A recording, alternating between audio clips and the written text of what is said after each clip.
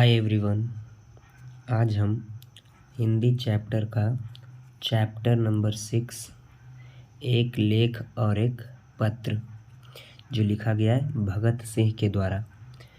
तो इस चैप्टर का आज हम ऑब्जेक्टिव देखने वाले हैं। जो भी इम्पोर्टेंट ऑब्जेक्टिव है, बोर्ड मॉडल ऑब्जेक्टिव है, सारे इस वीडियोज़ में कवर हो जाएंगे। तो जो पहला ऑब्जेक्टिव है, एक लेख और एक पत्र में भगत सिंह किसको पत्र लिखते हैं। जो एक लेख और एक पत्र जो यह भगत सिंह के द्वारा जो लिखा गया है, इसमें वह किसको पत्र लिखते हैं, तो वह लिखते हैं सुखदेव को। एक का ए।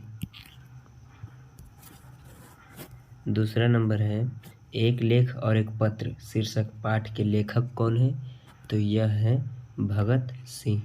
दो का ये। यह जो प्रश्न है 2018 2020 बराबर रिपीट कर रहा है, ठीक है।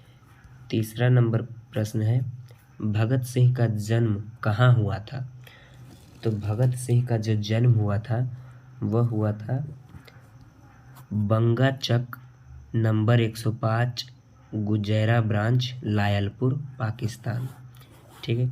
लायलपुर पाकिस्तान देख रहे हैं 3 गो में है, तो हमें इस नंबर को भी याद रखना पड़ेगा। तो जो उनका नंबर था वह था 105, ठीक है। तो इसका राइट आंसर डी, 3 का डी। चौथा नंबर प्रश्न है भगत सिंह का पैतृक गांव कहाँ था।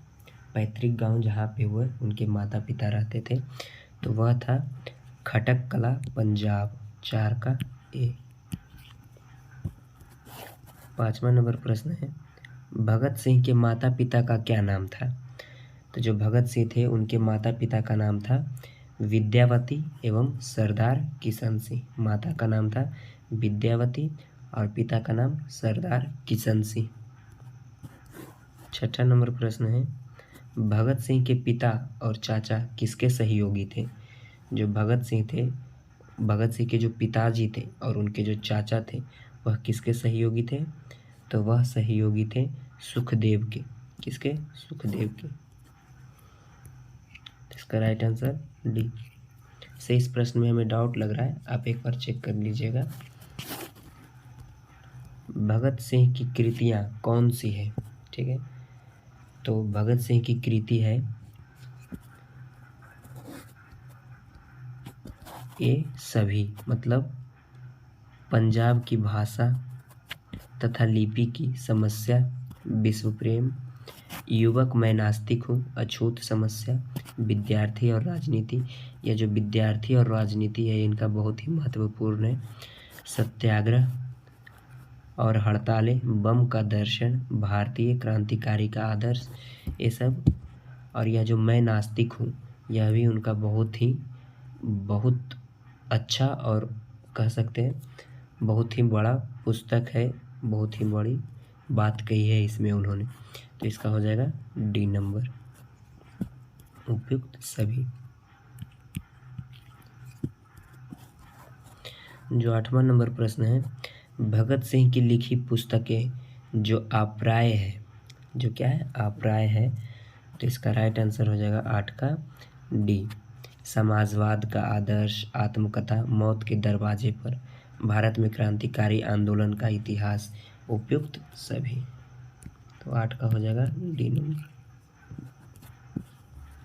9 नंबर प्रश्न है किसने कहा है जब देश के भाग्य का निर्माण हो रहा हो तो व्यक्तियों के भाग्य को पूर्णतः भुला देना चाहिए। जब यह कहे थे भगत सिंह ने, किन्होंने कहा था, भगत सिंह। 9 का ए नंबर। उन्होंने कहा था कि जब देश के भाग्य का निर्माण हो रहा है तो हम अपने भाग्य की क्या चिंता करें। जब हमारा देश का जो भाग्य निर्माण हो जाएगा तो उसमें हमारा भी भाग्य निर्माण हो जाएगा।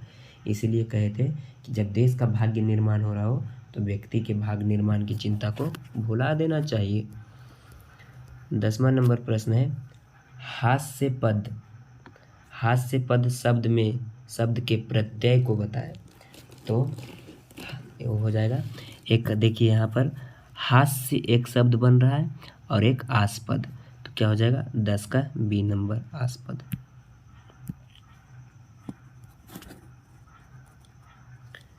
11 नंबर है भगत सिंह के पिता कितनी बार जेल गए थे। तो जो भगत सिंह के पिता थे वह अनेकों बार जेल गए थे। 11 का सी। 12वां नंबर प्रश्न है, भगत सिंह की पहली गिरफ्तारी कब हुई थी? तो जो भगत सिंह की पहली गिरफ्तारी हुई थी वह हुआ था अक्टूबर 1926 में। तो 12 का हो जाएगा डी नंबर। 13वां नंबर प्रश्न है, भगत सिंह को फांसी की सज़ा कब मिली थी? तो जो भगत सिंह को फांसी की सज़ा मिली थी वह मिला था 23 मार्च 1931 ईस्वी को। ठीक है, 13 का सी। लेकिन आप लोग जानते हैं कि भगत सिंह को जो फांसी की सज़ा थी उससे एक दिन पहले ही फांसी दे दी गई थी, अर्थात 22 मार्च को ही भगत सिंह को फांसी दे दी गई थी। क्यों दे दिया गया था? क्योंकि भगत सिंह बहुत बड़े आंदोलन मतलब बहुत बड़े नेता हो गए थे उस समय। ठीक है, मतलब नेता नहीं कह सकते, वह बहुत बड़े आंदोलनकर्ता हो गए थे। इसीलिए अंग्रेजी सरकार को यह डर था कि कहीं उस दिन जो लोग हैं वह प्रदर्शन पर ना उतर जाए, इसीलिए उनके डर से एक दिन पहले उन्हें फांसी दे दी गई थी।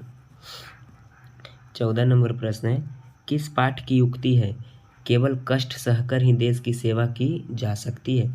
तो यह जो उक्ति है यह है, मतलब उक्ति कहने का अर्थ यह जो पंक्ति है वह लिया गया है एक पत्र और एक लेख से। ठीक है, एक पत्र और एक लेख। 15 नंबर प्रश्न है, किस पाठ की उक्ति है विपत्तियां व्यक्ति को पूर्ण बनाने वाली होती है? तो यह जो लिया गया है यह भी लिया गया है तो एक लेख और पत्र से। 15 का भी। और यह तो सही लिखा गया ही ना, विपत्तियां व्यक्ति को पूर्ण बनाने वाली होती है। जब तक आपके ऊपर विपत्ति नहीं आती है आप उसका हल नहीं ढूंढते और आप उससे आगे नहीं निकलते। इसलिए विपत्तियों का आना जीवन में क्या है, बहुत अच्छी बात है, तब ही आप आगे बढ़ सकते हैं।